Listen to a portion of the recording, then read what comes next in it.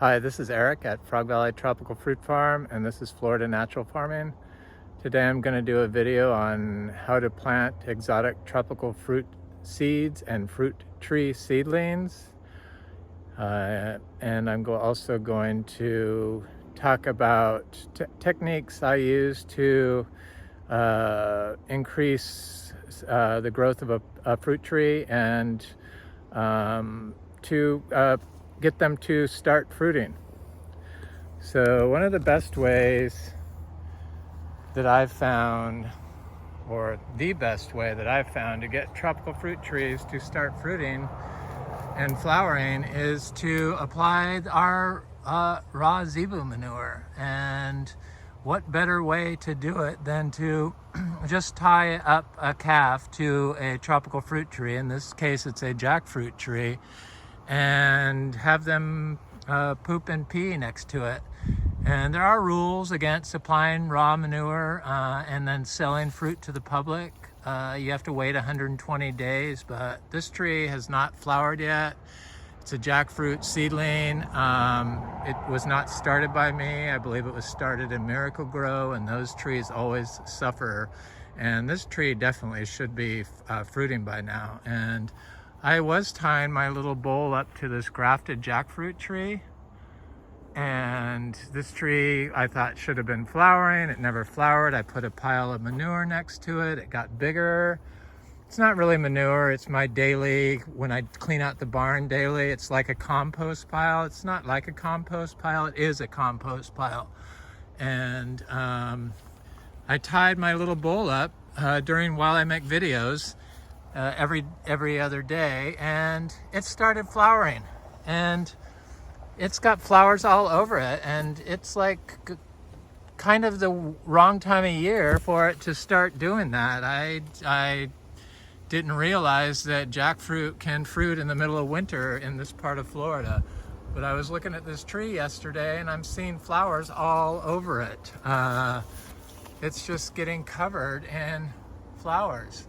And that's due to the raw zebu urine and manure input. And for some reason, people that are focused on soil health is like at the heart of everything we do here. So we stay off the system and let nature put what it wants on the orchard floor, and then we plant plants into it that I want to try to outcompete the orchard floor. But in the process of doing that, what nature puts there transfers its ability to grow naturally into the tree that I'm planting into it, and guaranteed its success for growing plants. It's just for Florida on sand, and you don't have to water, and it's just an amazing thing. One of the other ways I found to speed up plant growth and to ensure the success of transplantation of seedlings that don't even miss a beat is to divide bananas and plant next to your divided bananas, because bananas are high in potassium, and potassium's been shown to be a contributor to plant abiotic stress. So stress, not biological. Probably biotic stress too. It just increases the plant's stress defense. Potassium does, and bananas have so much water in them that they are excreting a lot of biology and water and sugars into the soil. And you know that any place that you've had bananas, where you plant bananas, the soil is always better or near your bananas than not near your bananas. So it just kind of made sense to me. And then they provide a shelter because of their leaves to the young plants. So I've been dividing my bananas again. I'm up to 365 banana divides I've done. I'm trying to do 5 a day. I have 35 more to do before I get up to my goal of 400 before 2024. So just 7 more days. I do 5 a day, and they work.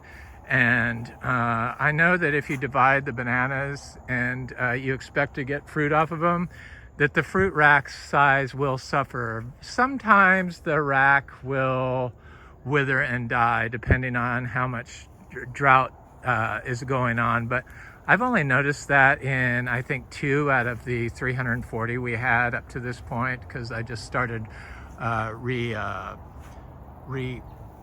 dividing my bananas. Because I wanted to have a fruit to provide to the public year-round.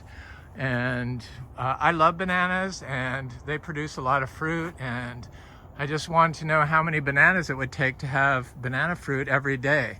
We get bananas in the winter, we get bananas in January, we got bananas racks after it was 31 degrees. We don't worry about cold or drought here.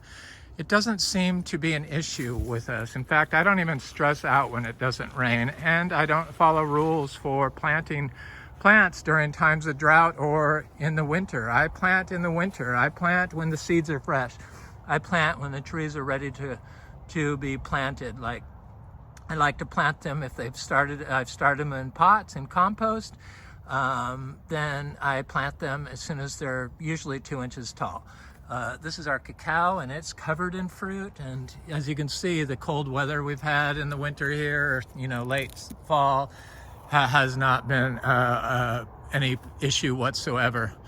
But it's got lots of biology around it because of all the different plants I have planted. So this is how we plant fruit tree seeds. So I had some amazing people come down from Jacksonville, a young couple. They were really amazing. They knew how to grow already, but they really didn't know the why about it.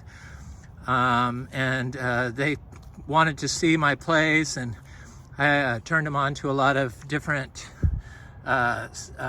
seeds and some Garcinia madruno fruit and some other stuff, some ginger and stuff. And anyway, it was a good visit. I really enjoyed myself.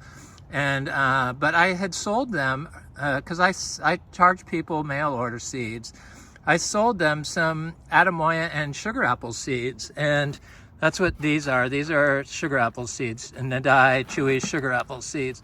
And he said that none of them germinated, which I found extremely strange. It's not impossible, but I have not had that experience with my sugar apple seeds because I only use fresh seeds. So I gave him some more sugar apple seeds because he loves sugar apple. She's from Haiti, and she likes tropical fruit too. And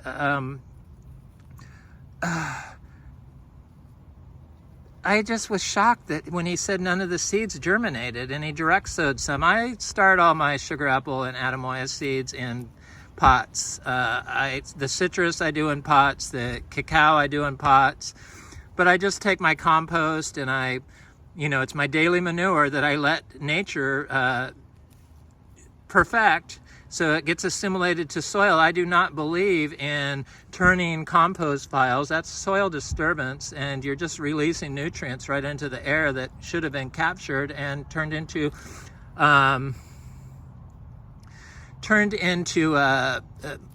mineralized carbon. So soil aggregates, which is what that is. This is what it does.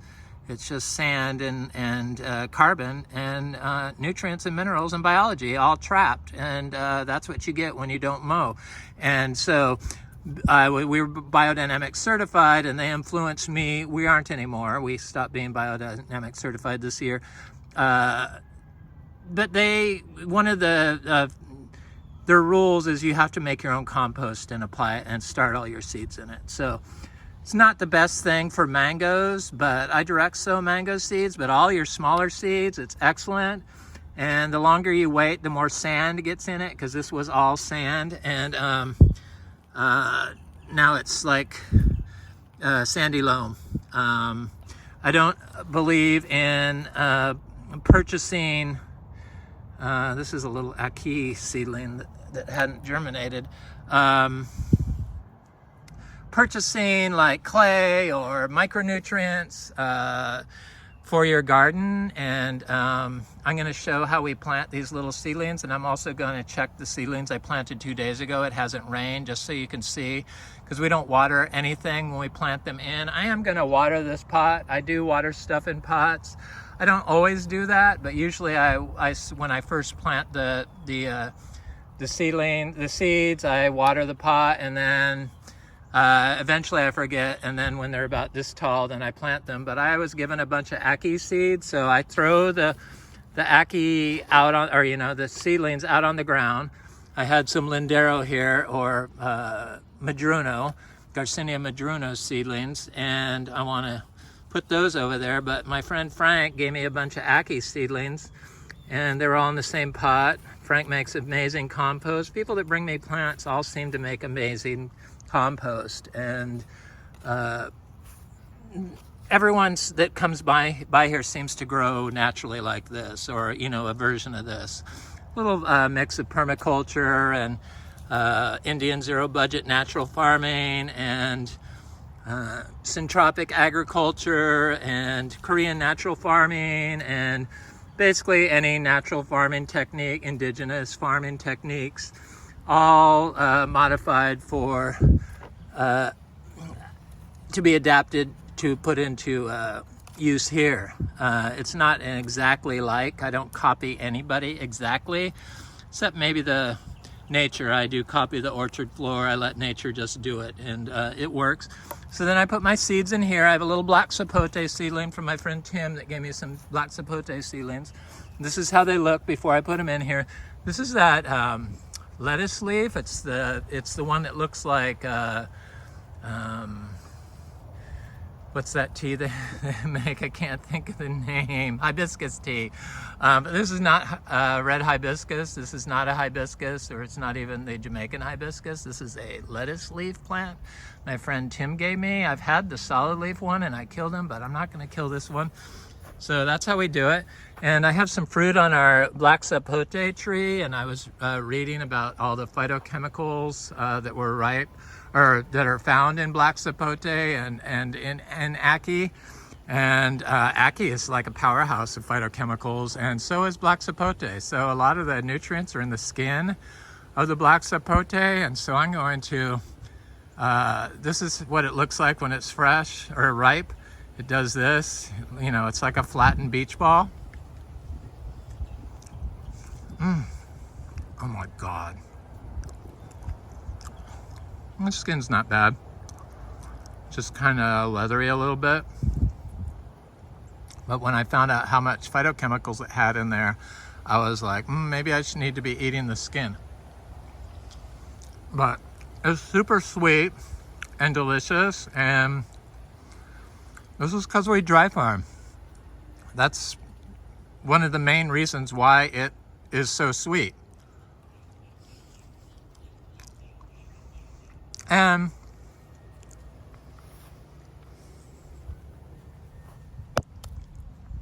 because we're on calcareous rock, and calcium is known to make things sweeter. Why people have to apply gypsum or limestone here is because they've compacted their soil from their farm management practices.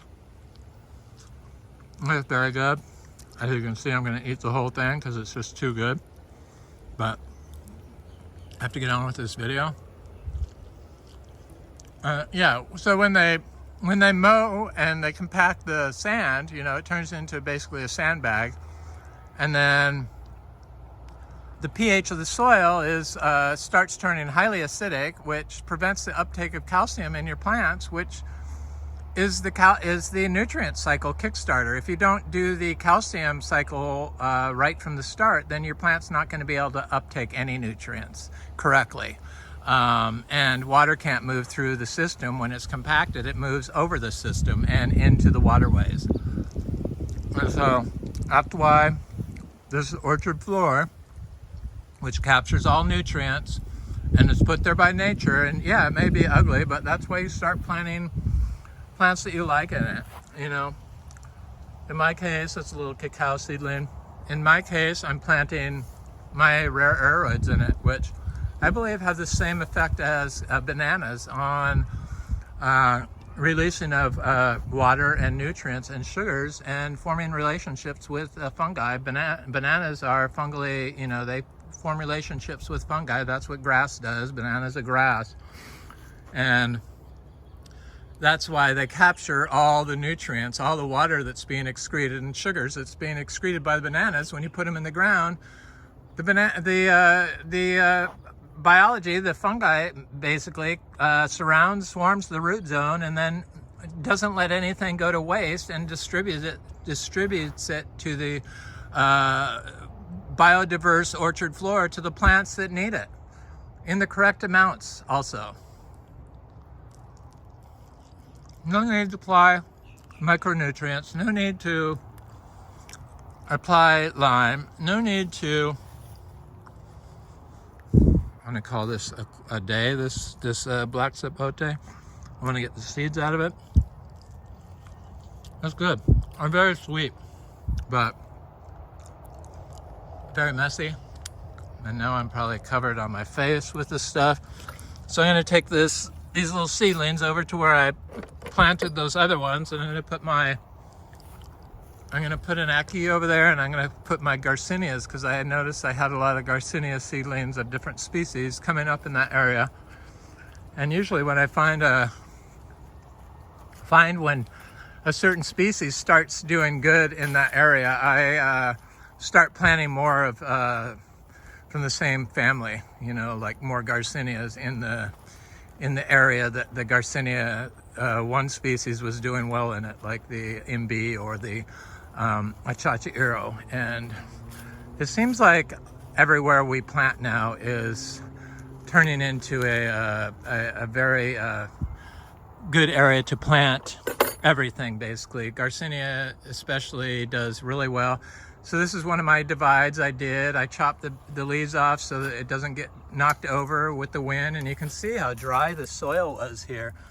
I mean, it was really dry in this area. There wasn't a lot of diversity in here. It's got this big live oak tree or laurel oak tree here. It's got a black locust right there. And I'm gonna plant an Ackee here next to it, right near it, like right here. And there's a lot of roots in this. I don't like to damage the oak tree roots. And there we go. So I put the shovel in.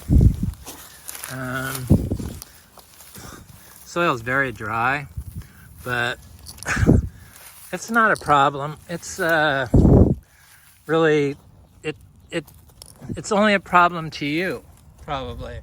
But I'll show you. Here's my little Ackee seedling I'm gonna put here. Nice root system. Let go, let loose. And put it down in there and try to get the tree to express its genotype of the root architecture correctly by letting it go, planting it small and letting it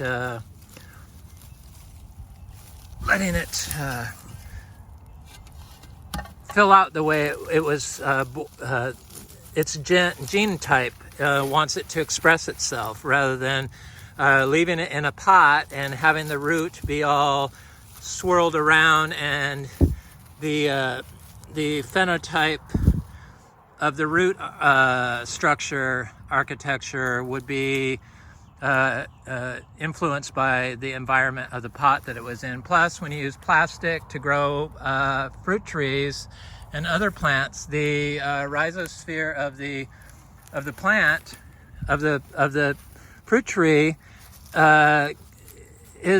has microplastics around it, which prevent nutrient uptake and water uptake. So that's another reason why I do it like this. And I put them in rainwater. So I have a little footpath over here. My friend Frank didn't have, he grew like this, but he didn't have any trails. And I said, you need to he would just mow it periodically.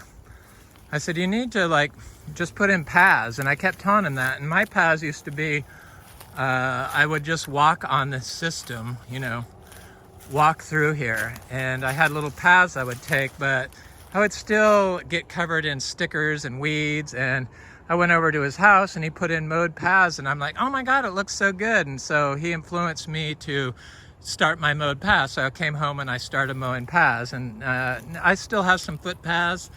I don't want a lot of mowed paths, but I have enough of them. So I'm still having a footpath because I need to come over here and check my trees and plant more trees. So this is a little sapodilla I just planted without ever giving it any water 2 days ago. Excuse me. You can see that the soil is very dry. It's got some aggregation in it, but I need to add more bananas here because it would get more aggregation in it. I do have a banana there, one I just planted right here. Probably another one would do good. But you can see that this tree is not affected by drought at all. It looks totally healthy. It's been 2 days and it's warm. It's not like it's cold. So I have other little Garcinias planted in here. There's a Garcinia MB. There's a Luke's Garcinia. And there's a Chacha in here. And now I'm gonna put a Lindero, a couple of Lindero in here. I left my shovel over here, sorry. I choked on, I see that there's a,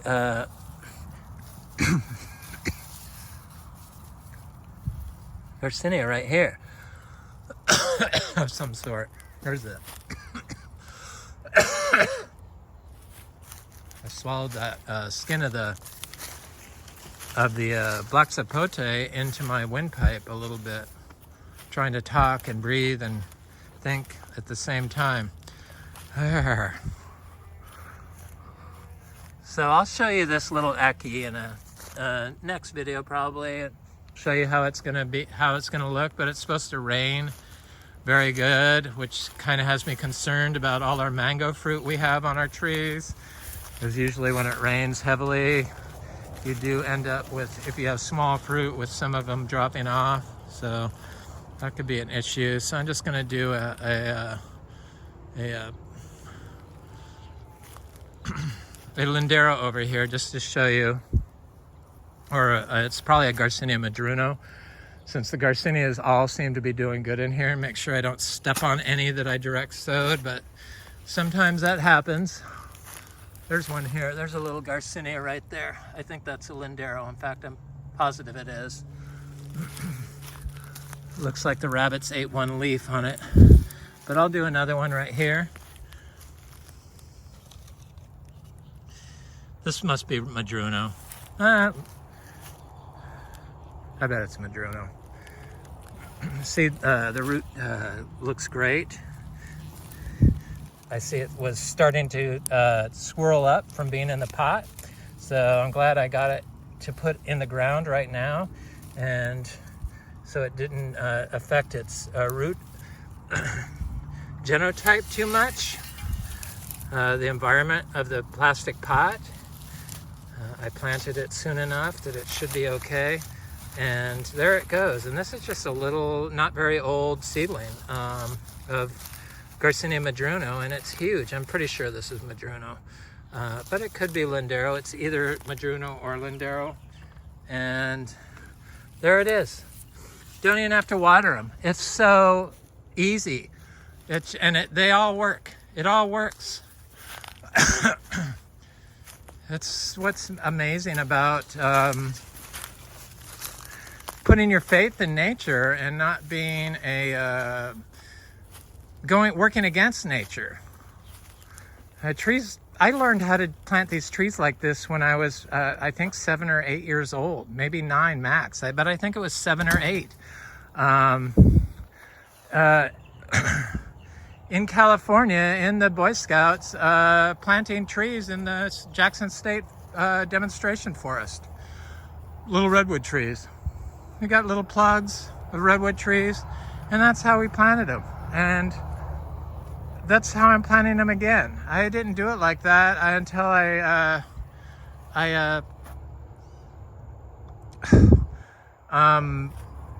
moved here and played around with how to plant stuff, and I had so much stuff I had to plant. So this is our daily manure, our compost, And a lot of the schools, I don't like to compost on my next to my tree that close, but it's basically just hay with manure, a little manure in it, and that's what that is. And urine, you know, I clean out the barn, I get it once a day, and then I let it break down naturally. There's no need to turn it, and there's no need to be afraid of E. coli. The reason why they have such disease in their manures is because of, and why colleges get scared of and teach people how to make thermophilic compost and tell you that anaerobic compost is bad. Well, manure is anaerobic, and it's good. And if the stuff that you make the compost from is good, then to make compost, then it has to be good for the soil during the process. So that's what I found out. And one of the ways I found out is, you know, I only get 365 days of input a year. So I tested, I practiced, not tested, not practiced, I tested putting a manure input on a cashew seedling, 2 cashew seedlings. Here's some Lindero seedlings I put. This is a Lindero, this is a Madruno, and this is a Cacao.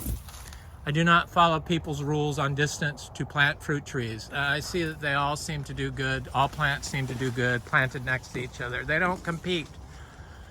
Humans are the only ones that compete with your plant's ability to grow naturally.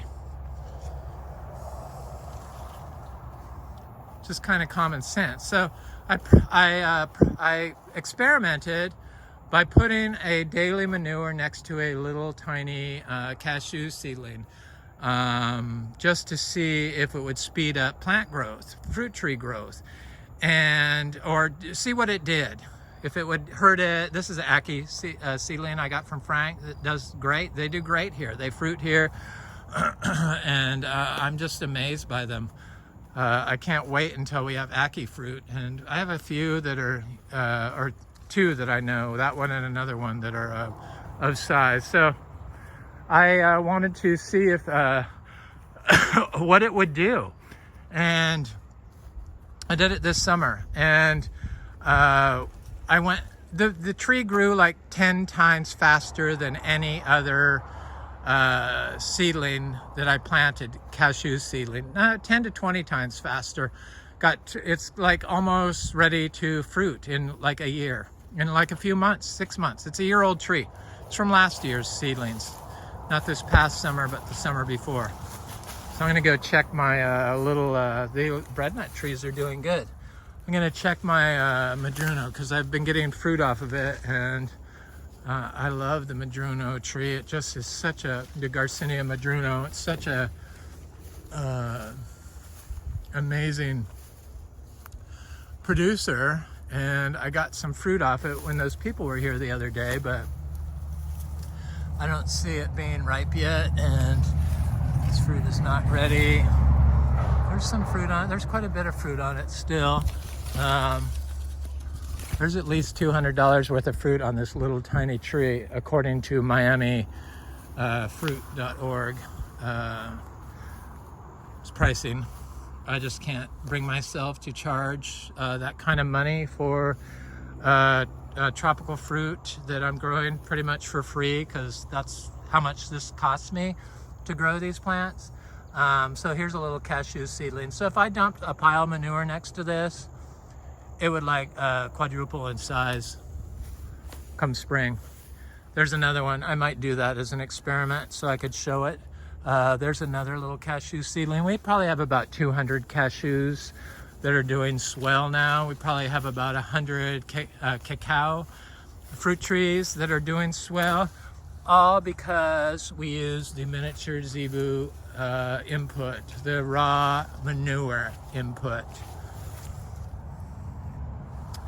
So I think, a lot of people don't have miniature zebus, and I get asked, well, what do? I don't have zebus, and they do the Johnson Sioux bio composter. So they use a shade cloth wrapped system that doesn't touch the compost doesn't touch the ground, and you put vinyl chloride plastic tubes inside to oxidate it, you know, to get oxygen into your thing, and then you add earthworm castings, but it's all wrapped in shade cloth.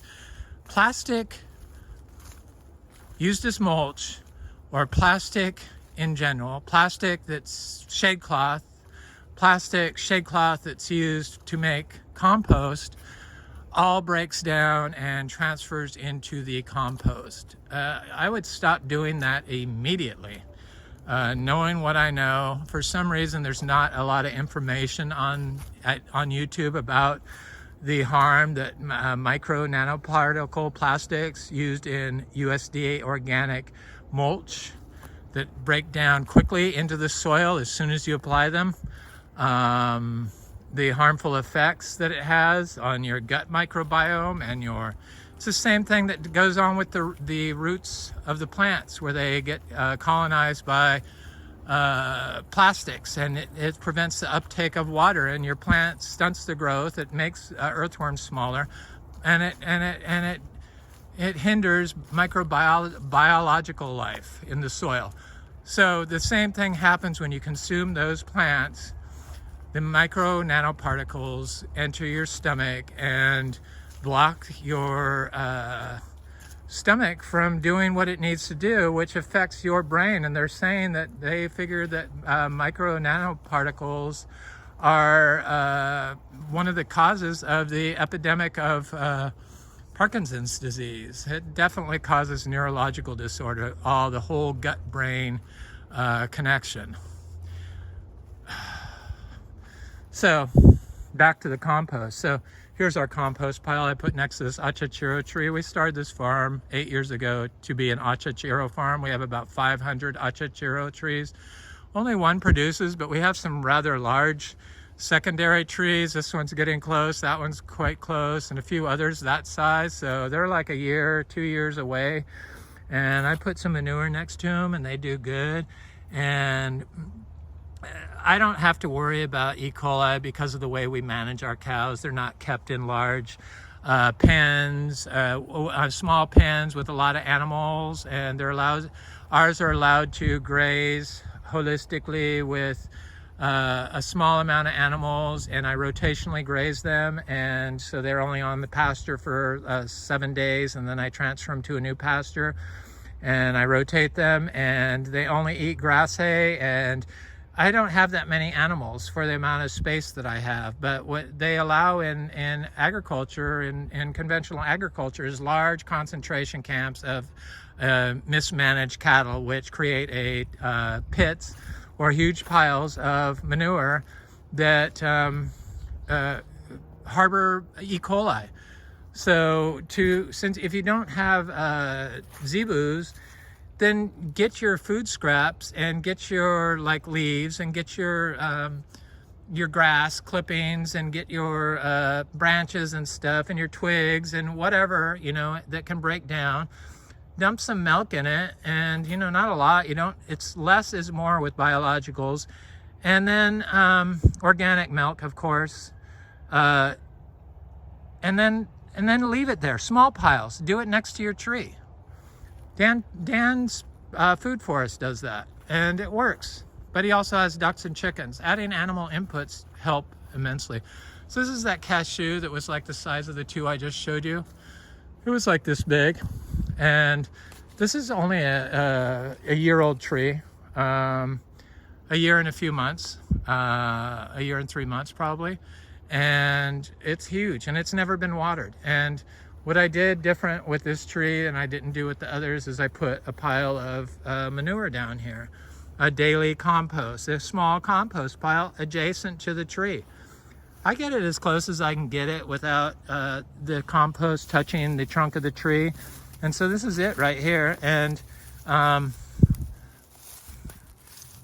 it's also a great space for lizards to lay eggs in, and you can buy your own hay and make compost out of it. The feed stores do deliver, and it's coastal Bermuda hay. And look at this stuff. It's almost like I'm sure if I dug down, I could get some really good soil, but it's not quite there yet. But this is how I would scrape the weeds off this and use that as a potting soil to start fruit trees in. With a little, the lower part with the upper part. This is a citrus, one of our Miko lemons. This is our cashew, cassava, of course, a little seedling mango. So another one, I did it on two just to see if it worked on both of them, and it did. There's our second one right here. Cashews, same age. It's a star fruit tree.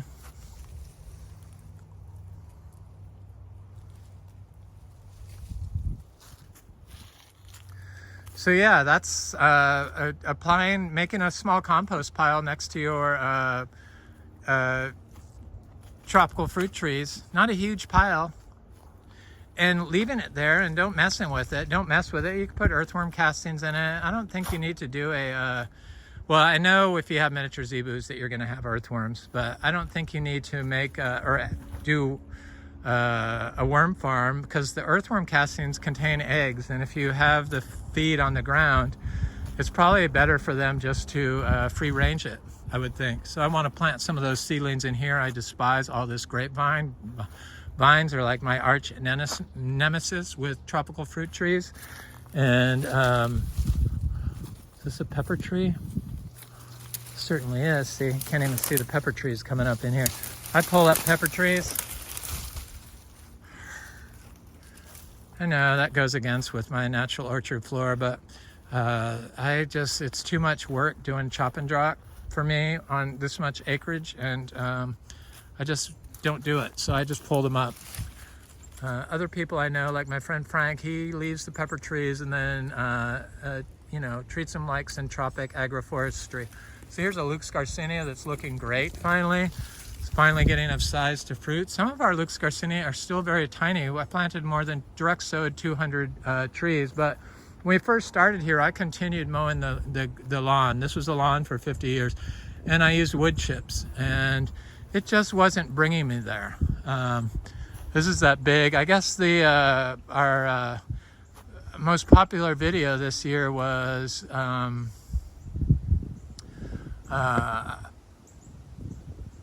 Garcinia Livingstonii, the African mangosteen, second crop that's sold out.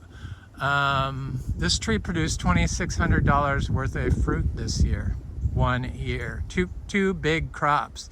And it's a tiny little tree without being watered. But what I have done to this tree every time it fruits is I put a big pile of manure there. So 2 days of manure this tree gets. That's how sacred this tree is. I didn't do it here again the second time because this pile hadn't broken down completely. So I only did it where the pile had like broken down completely.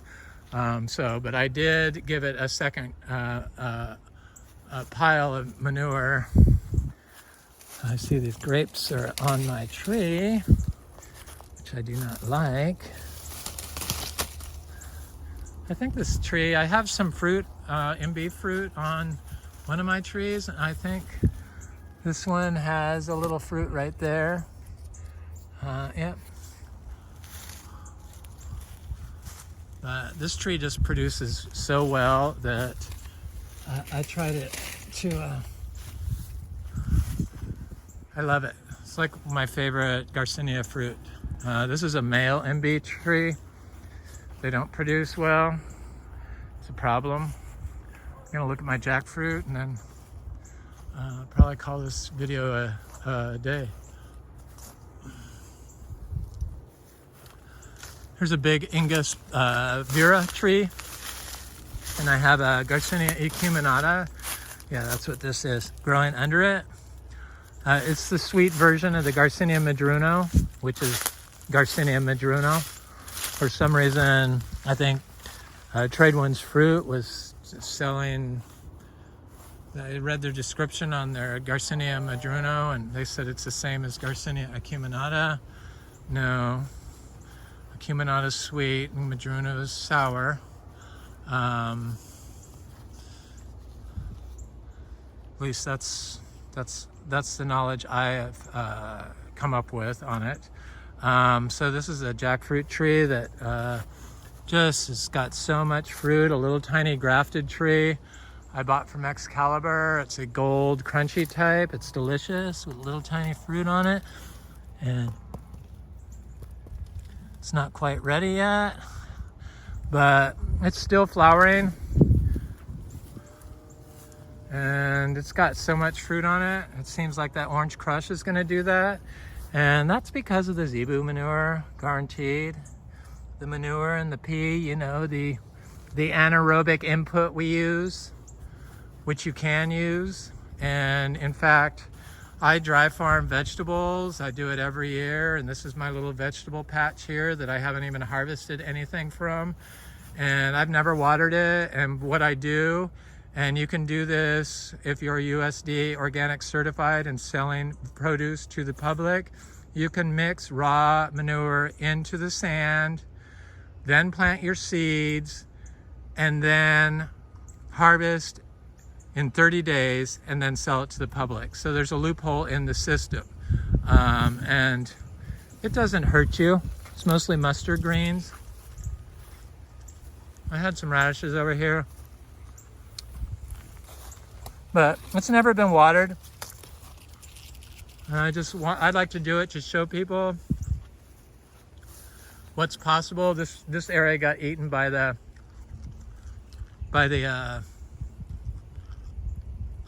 armadillos. I mean, not eaten, but disturbed. But I see there's some arugula growing in here, which I like. These are some honey nut squash I planted. They're doing good. No, all being grown without water, and they don't need water. It's like that arugula is good. It's just amazing what you can do when you focus on soil health. And all these trees that are here have never, when I plant them, have never been watered. So the whole thing that you have to water everything, it's because it's a management issue of your soil. You're not focusing on soil health. So this sapodilla is doing good. I got some fruit set on my Ross sapote in December. Excellent. Anyway, this is Eric at Frog Valley Tropical Fruit Farm, and that's how we plant exotic tropical fruit trees. And what we do, inputs or management practices we do to increase fruit growth and get fruit production maximized for natural farming. Anyway, have a beautiful day. Thanks for watching. Like, share, and subscribe if you like this content. Thanks for watching.